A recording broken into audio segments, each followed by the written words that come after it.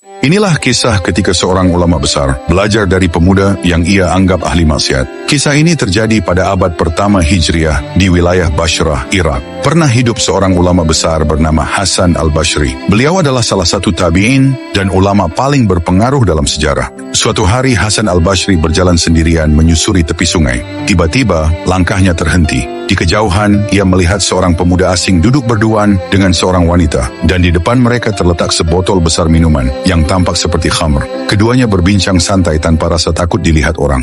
Hati Hasan al-Bashri terasa miris. Dalam batinnya, ia berkata pelan, "Betapa rusaknya zaman ini. Maksiat dilakukan terang-terangan. Seandainya pemuda itu mengisi hidupnya dengan ibadah seperti diriku." Namun belum sempat pikirannya selesai, terdengar teriakan dari tengah sungai. Sebuah perahu berisi 7 orang terbalik dihantam arus deras. Para penumpangnya menjerit, berjuang melawan tenggelam. Tanpa ragu sedikit pun, pemuda yang tadi dianggap bermaksiat itu berdiri, lalu berlari dan melompat ke sungai.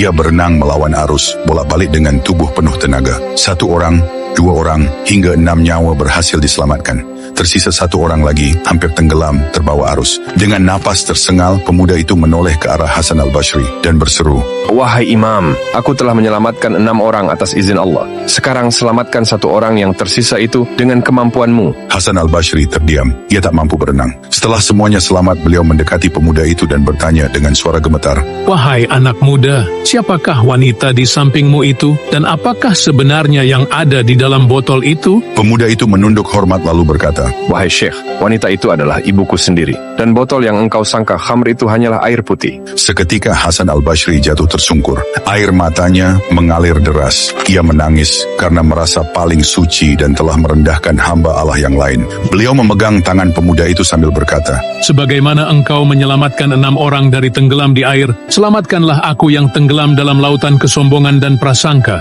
Pemuda itu menjawab lembut, "Bersihkanlah hati kita, wahai Imam. Jangan pernah menilai manusia dari luarnya saja, karena engkau tak pernah tahu rahasia apa yang mereka miliki dengan Tuhannya."